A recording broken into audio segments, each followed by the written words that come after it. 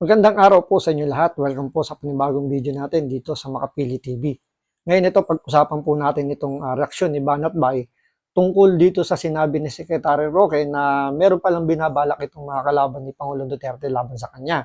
So bago natin simulan yung topic na ito, kung hindi ka pa nakasubscribe sa channel na Makapili TV, baka pwede pakipindot yung subscribe button at the same time palike na rin po ng video. Wala naman pong bayad dyan, kaya pindot na. So ito, pag-usapan o panoorin po natin itong reaksyon ni Banat Bay tungkol sa sinasabi ni Secretary Roque na meron daw pinaplano yung mga kalaban ni Pangulong Duterte laban sa kanya. So panoorin po natin to. Sa Davao, sabi ko naman, ano man magagawa ko kung ako'y tatakbo doon. Pero hindi talaga ako nakatulog. Now, syempre, nag-amoy-amoy ako kung ano nangyari sa Davao. Abay, parang may katotohanan ng sinasabi niya dahil nakakahalap ako ng balita na i-disband daw ang Task Force Davao. Itong Task Force Davao ay mga 700 na mga sundalo yan. No? At sila ay binuo para protektahan nga ang Davao sa banta ng terorismo. Pero syempre, alam nila na loyal sa mga Duterte itong Task Force Davao, so parang nagkaroon nga ng, yan po ugo-ugo ngayon na bubugin daw ang Task Force Davao. At ewan ko lang kung kumpirmado, pero nakakalap din ako ng impormasyon na lumipad daw noong Sabado ang Chief of Staff, si General Browder, dyan sa Davao. No? Hindi ko alam kung yan yung kanilang mga pinag-usapan. No? Pero ayan po ang napaka-importante na babantayan po natin. Importante ho yan. Kasi alam nila na ang Davao ay very united as one ng mga Davaoenos. Alam naman po natin yan. Mapatao, kahit o pulis, kahit o sundalo. Alam ho natin yan. And they really admire CPRRD ever since po. And that Task Force Davao, yung sinasabi nga ni Roque na composed of mga military, napakadami po niyan. Bakit ho bubuwagin ngayon? 'Di ba? Dahil ang Task Force Davao ay napaka-importante sa laban ho sa mga rebelde ho dyan sa Mindanao. Hindi lamang po sa Davao yan. Yan ho ay Ngayon, itong Task Force Davao daw po kasi, ito yung special protekta ngayon kay Pangulong Duterte. Maliban pa doon sa PSG niya, siyempre, siya yung kumuha niyang Task Force Davao na yun. So, loyal sa kanya yan. Ngayon, kung tatanggalin yan kay Pangulong Duterte, is malaki na yung posibilidad na magawa nila yung gusto nilang gawin kay Pangulong Duterte. Kaya, napakalaga talaga nitong Task Force Davao na to para kay Pangulong Duterte. talagang tumutulong ho yan. From calamities, everything ho, ang Task Force Davao kilala ho yan. Na talagang tumutulong at the same time, nagpoprotekta sa Davao City. Kaya nga, bakit ngayon lang sa buong history ng Davao, ngayon lang tatanggalin o di talagang paaalisin diyan sa Davao. Bakit?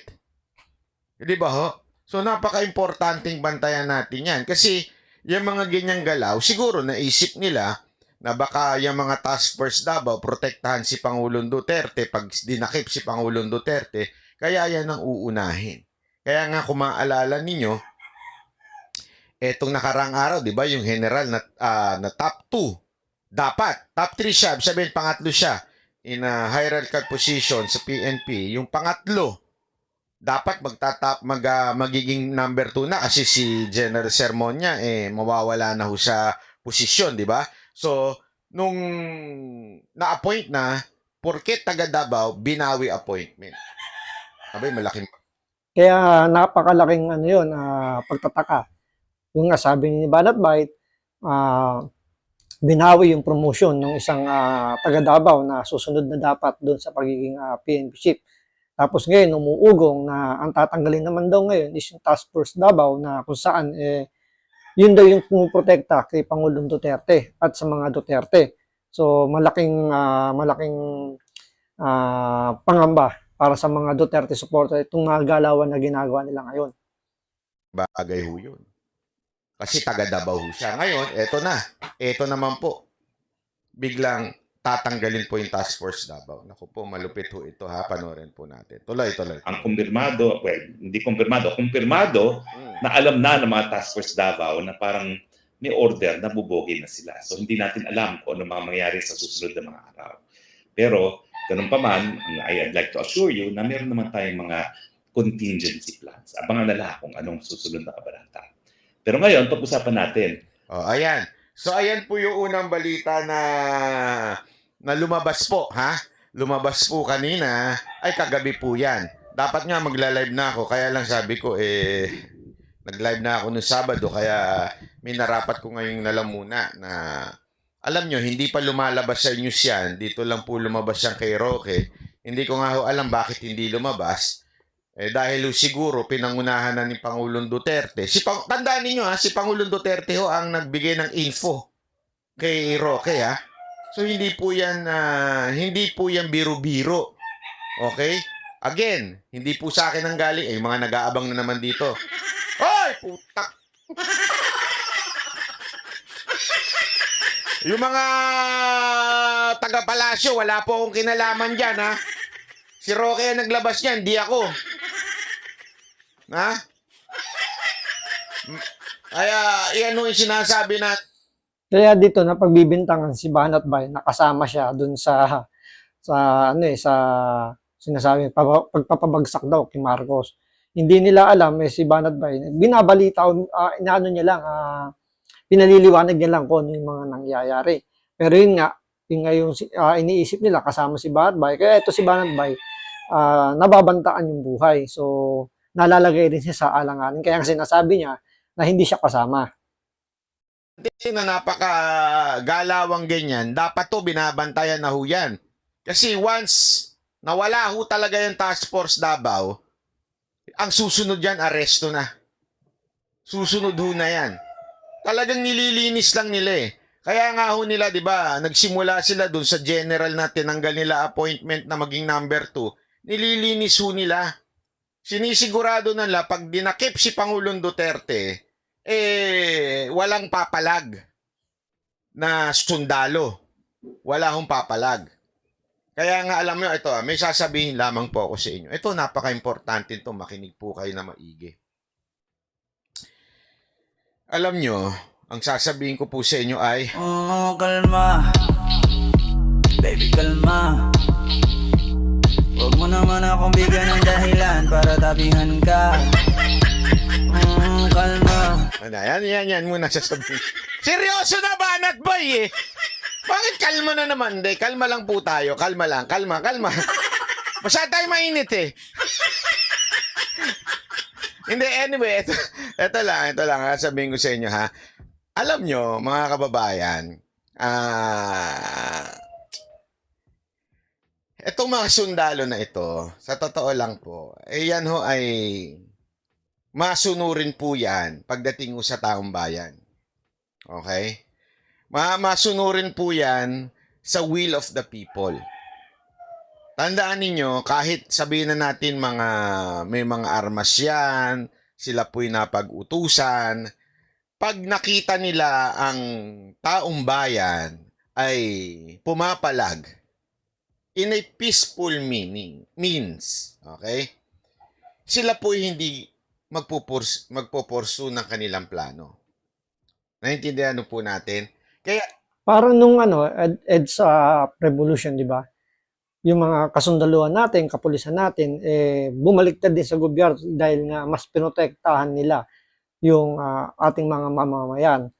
Kaya maniniwala pa rin si Banat Bay rito na kung ano man yung gusto ng taong bayan, yun ang susundin ng ating kasundaluhan o ang ating armed forces. napaka-importante po ha.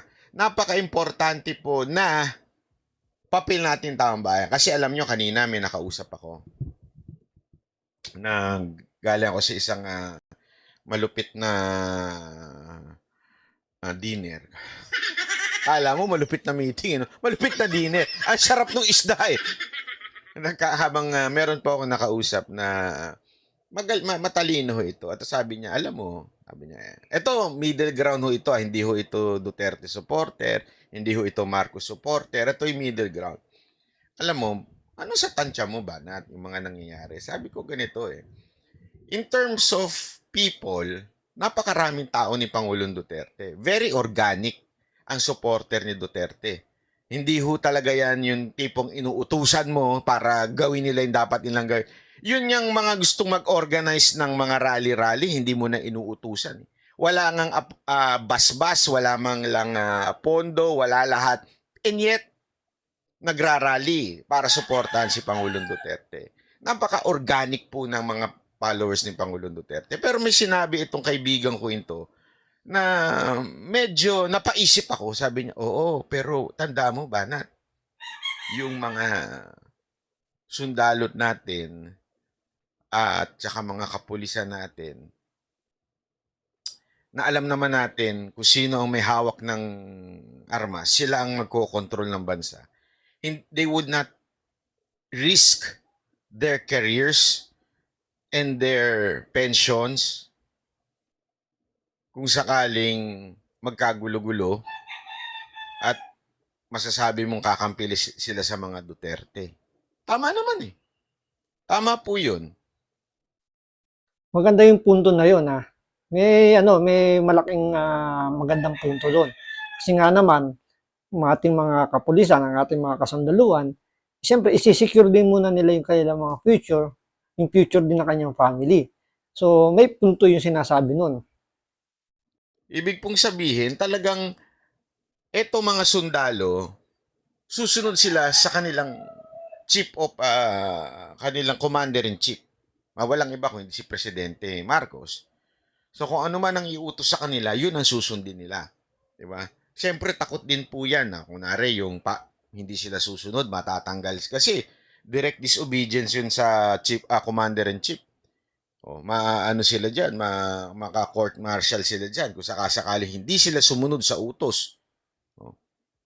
Pero gayon pa man, alam mo, naisip ko lang, nasa sa atin pa rin talagang mga Pilipino.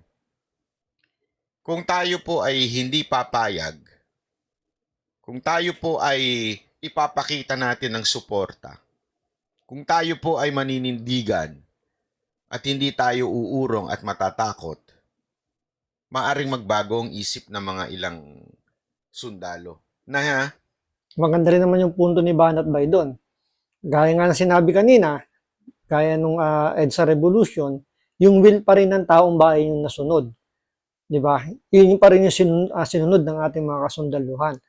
Medyo maganda rin yung punto rito ni Banat Bay. Sa kanilang mga, kung ano man ang iuutos sa kanila, nasa tingin nila kung ano talaga yung tama o mali. Diba ho? Ako, ito lang eh. Ako, kumakausap ako ngayon sa mga sundalo nating mga kababayan. Kayo mga sundalo at mga kapulisan, you sworn to protect the Constitution. Protect it. That's it. Huwag ho nating kakalimutan, ang mga politician, they come and go. I understand sometimes there are politics, di ba? Politika. Pero huwag niyong kakalimutan that all authority ay nanggagaling po from the people. Nasa ano ho natin yan, nasa konstitusyon at pinakita ho natin isang araw yan. Sabi nga di ba? Nasa tao ang tunay na kapangyarihan. So mga kapulisan at sundalo natin, ipaglaban lang po natin yung tama. Huwag po tayong susunod sa tingin natin sa maling kautusan. Huwag po tayong susunod sa tingin nating hindi legal na kautusan.